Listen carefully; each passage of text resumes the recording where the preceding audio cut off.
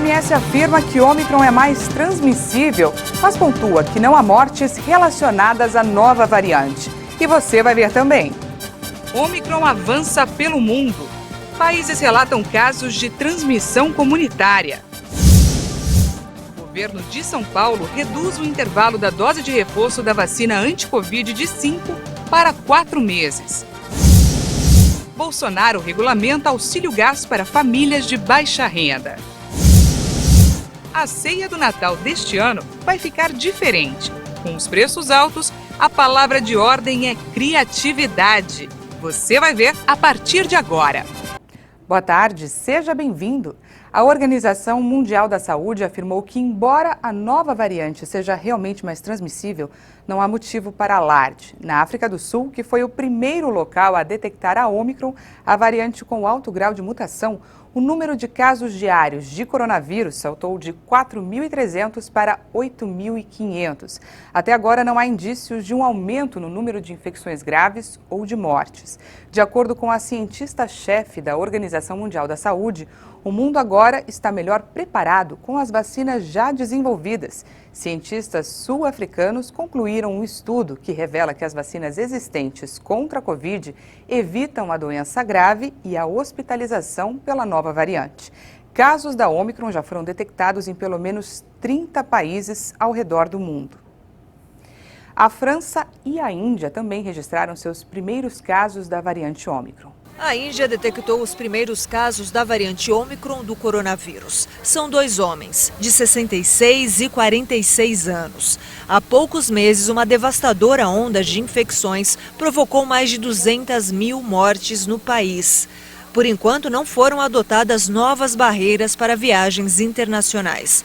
Já na França, o primeiro caso da variante Ômicron confirmado é de um homem que testou positivo ao retornar de uma viagem à Nigéria. A esposa que o acompanhou na viagem também testou positivo para a Covid-19 e aguarda os resultados para saber se foi infectada com a nova variante. Todas as pessoas próximas ao casal estão isoladas. A Austrália notificou os primeiros casos de transmissão local da nova variante. Na Noruega, o governo avalia possíveis infecções após uma festa na capital do país. Pelo menos 17 pessoas que compareceram a uma festa em Oslo são casos suspeitos da variante Ômicron da Covid-19, depois que mais da metade dos 100 participantes do evento testaram positivo para o coronavírus.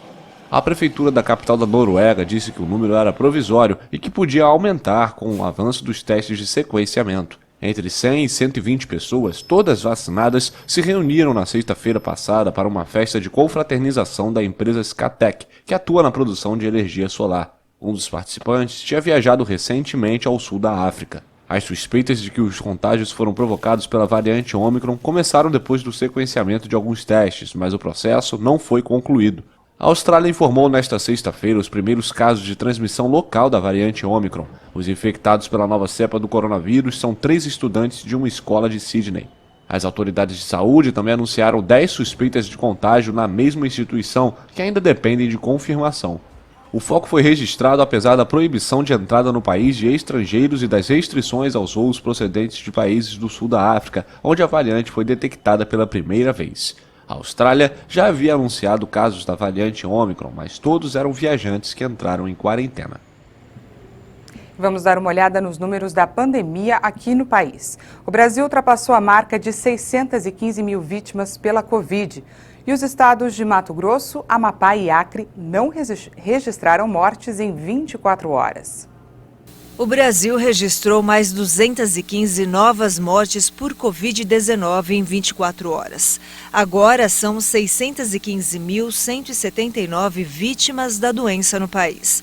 De um dia para o outro, o governo também somou 12.910 novos casos.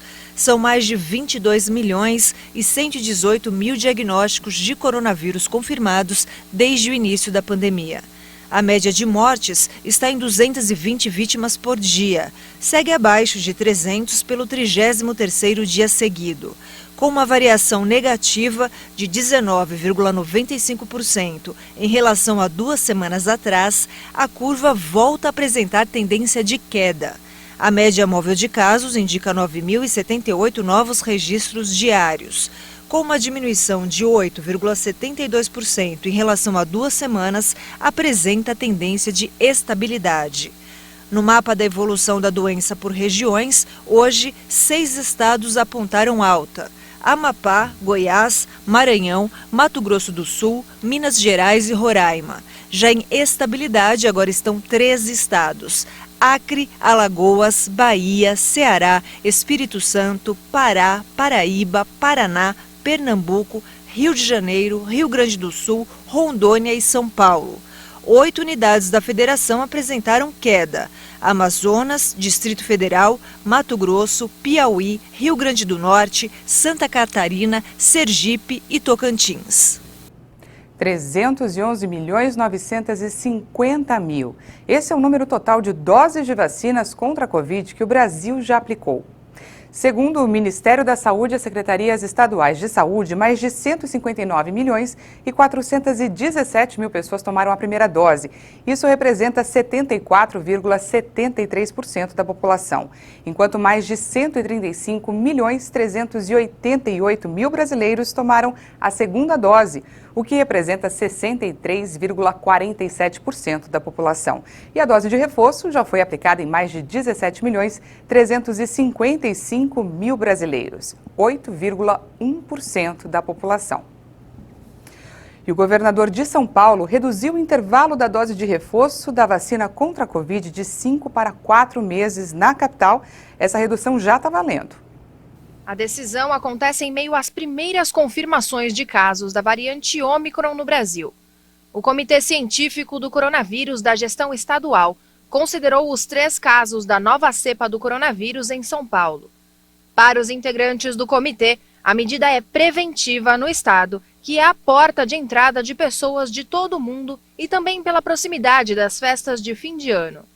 Segundo a Secretaria de Saúde, o estado tem condições logísticas e técnicas de ampliar a vacinação, com a redução do intervalo de aplicação das doses, para que todos possam estar protegidos. Na capital, a redução do intervalo já começou a ser seguida. As outras cidades devem definir quando começam a aplicar a dose de reforço com um intervalo menor. É importante lembrar que quem não tomou ainda a segunda dose deve retornar aos postos de saúde para se imunizar. O decreto que regulamenta o auxílio gás foi publicado hoje no Diário Oficial da União. A medida vai ajudar na compra de botijões para famílias carentes. O decreto que regulamenta a lei do auxílio gás foi assinado pelo presidente da República, Jair Bolsonaro. A ajuda vai ser concedida às famílias inscritas no Cadastro Único para Programas Sociais com renda familiar per capita igual ou inferior a meio salário mínimo e aquelas que tenham membros que recebam benefício de prestação continuada. O auxílio também deve ser concedido às mulheres vítimas de violência doméstica que estejam sob o monitoramento de medidas protetivas de urgência.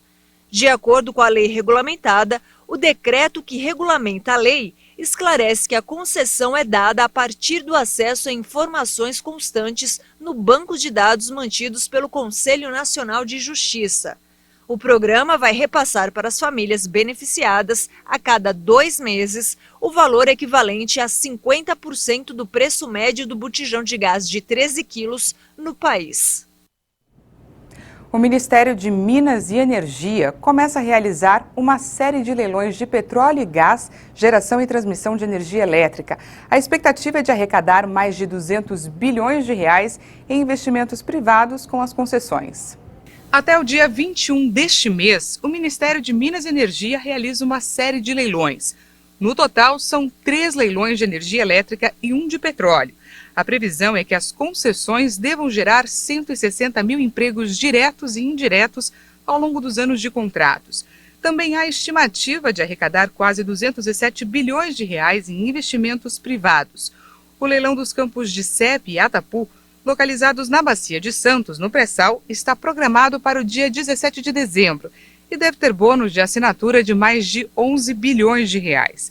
A expectativa do Ministério é que seja o segundo maior da história e que a produção de petróleo e gás aumente 12%.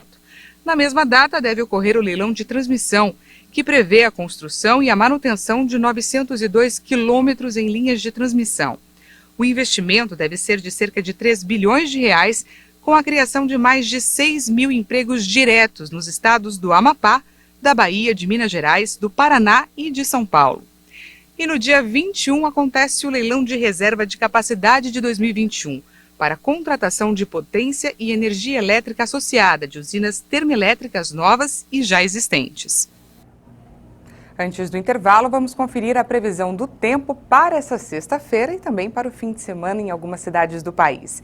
Em São Paulo, a máxima hoje é de 23 graus, o céu vai ficar encoberto, mas não tem previsão de chuva. No fim de semana, o tempo vai ficar firme na capital paulista, com máxima de 26 graus no sábado e 30 no domingo. Em Campina Grande, na Paraíba, a sexta-feira é quente, com máxima de 33 graus. E no final de semana, o sol também predomina e a temperatura se mantém, com máxima de 31 graus no sábado e no domingo. E em Porto Alegre, no Rio Grande do Sul, a previsão é de sol, com máxima de 27 graus. No sábado, os termômetros podem registrar até 30 graus e no domingo, a temperatura não passa dos 28 graus. No próximo bloco, você vai ver o frango vai substituir o peru em muitas casas esse Natal. E uma influenciadora digital vai mostrar como montar uma mesa com R$100. Nós voltamos já.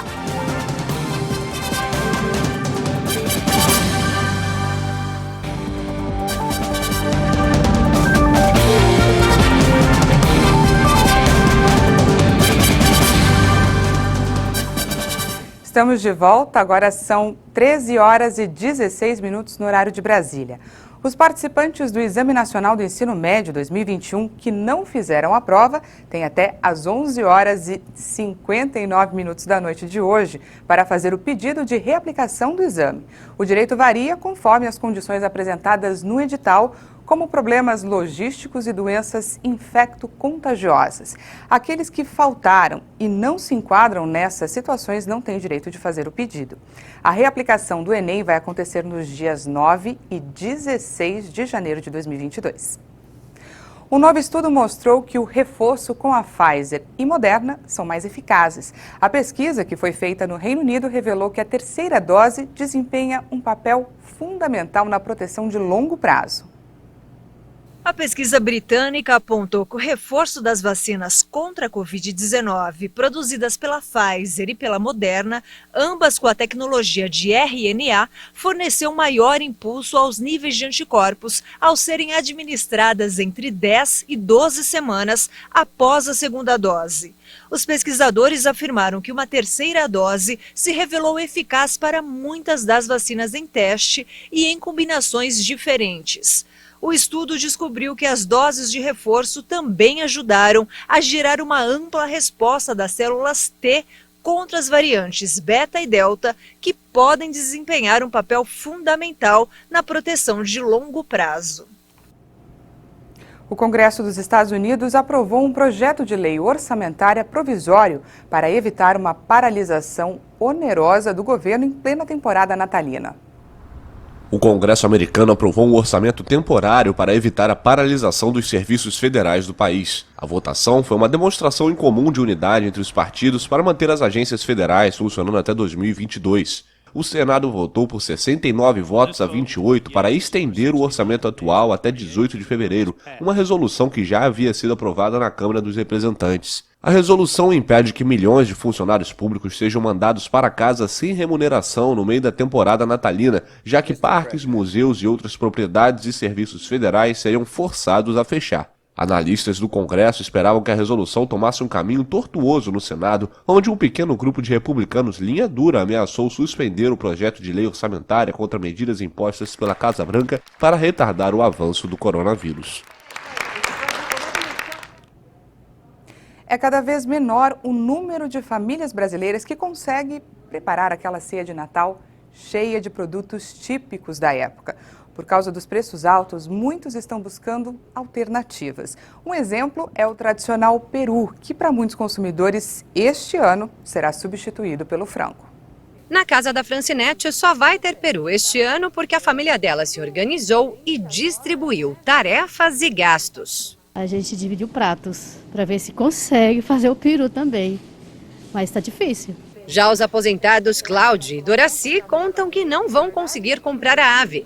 Mas isso não quer dizer que não terão o prato à mesa. A gente até come peru, mas na casa dos outros. Não tá fácil pra ninguém não. O seu Jair que o diga. Tá muito caro, né?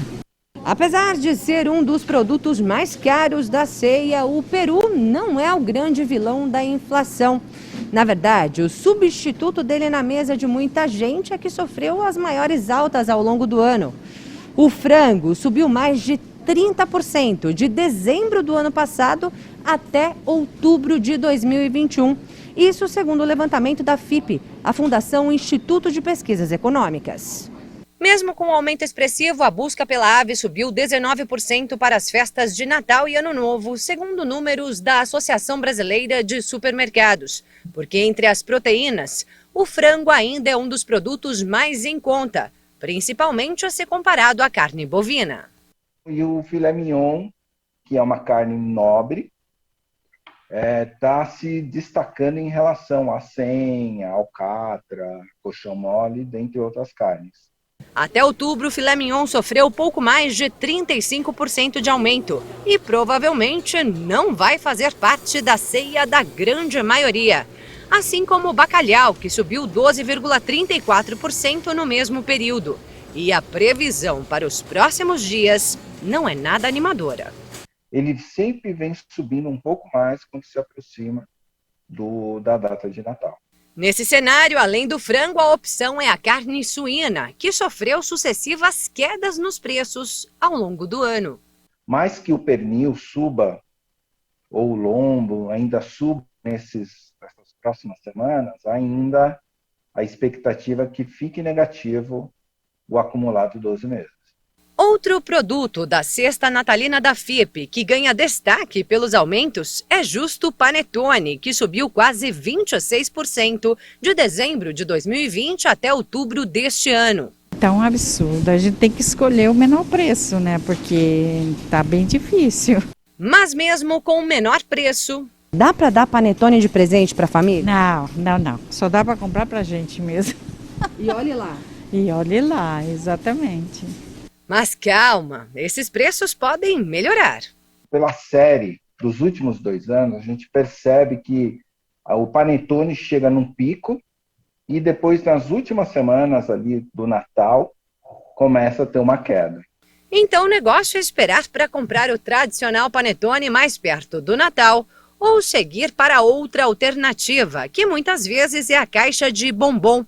Só que ela também ficou quase 13% mais cara. E aí, para agradar todo mundo, a solução pode ser esta. A gente faz amigo chocolate. Faz um amigo chocolate, aí só tem que comprar uma caixa de bombom. Isso. O casal Doraci e Cláudio tem outra dica. Ele vai comprar uma caixa de bombom e aonde nós vamos passar o Natal na casa da sobrinha dele, ele vai dar um para cada um. Vai abrir a caixa e dar um chocolate para cada um, é isso? Assim dá para todo mundo, né? É isso aí. Em tempos de crise é preciso economizar em tudo. Sorte que o ingrediente mais importante da ceia não custa nada. Sabe qual é? A criatividade na cozinha. Criatividade. Isso a Fernanda Santana tem de sobra. A influenciadora ama cozinhar. Trabalhou em cozinhas de fábricas e restaurantes por 8 anos, até resolver dividir o talento em um canal na internet, que hoje tem mais de 1 milhão de inscritos.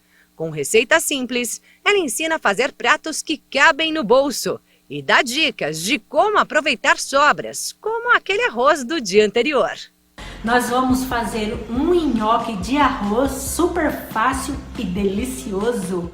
Foi aí que ela teve a ideia de montar um cardápio de fim de ano com um custo de apenas R$100. R$100 hoje, você não compra quase nada mais no mercado, né? E aí a gente foi. E deu super certo, que a gente conseguiu montar uma ceia bem caprichada. A influenciadora conta que os únicos itens que não entraram na lista de compras foram os temperos e o arroz, que normalmente as pessoas costumam ter em casa. E o resultado foi este: frango com batata, arroz à grega, macarronada, maionese, farofa e pudim de sobremesa. E não é que ainda sobrou para o panetone e até para o refrigerante. Um cardápio completo para pelo menos 10 pessoas. Porque olha só quem se fartou dessa ceia antecipada feita pela Fernanda. Os 5 aqui de casa, minha mãe, a minha irmã e meu cunhado e a filha dela. E ainda sobrou comida. E aí, gostou das dicas da Fernanda? Deu água na boca? Então atenção para mais esse segredinho que a cozinheira de mão cheia tem para o sucesso da sua ceia. Tem uma coisinha que você deve colocar aí nessa comida que torna ela especial. O que que é? O amor pela minha família. O amor e o prazer de agradar eles. Fica tudo mais gostoso. E aí eles comem com prazer. Sabe que ali foi colocado muito amor ali. E antes de encerrar, a capital paulista realiza nesse final de semana a Virada Esportiva 2021, com mais de 2.000 atividades gratuitas. Cerca de 500 locais em toda a cidade vão ter atrações para pessoas de todas as idades. A 14ª edição da Virada Esportiva leva cerca de 2.000 opções de esporte e lazer para ninguém ficar parado. Com o tema Movimente a Vida, o principal objetivo é ressaltar a importância da atividade física para a imunidade e o combate ao sedentarismo. Durante todo sábado e domingo, o evento da Secretaria Municipal de Esportes e Lazer acontece em cerca de 500 locais em toda a capital. Locais como o Memorial da América Latina, o Parque Augusta, as unidades Interlagos e Itaquera do SESC e diversos parques e centros esportivos da capital vão receber as atividades de esporte e recreação.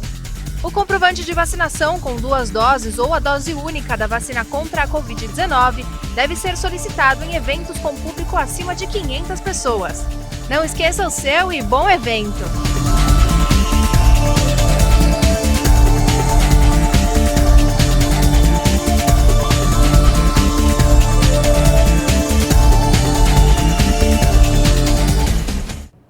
Essa edição fica por aqui. Muito obrigada pela sua companhia. Já já tem mais informações com a Juliana Dariva. Uma boa tarde para você.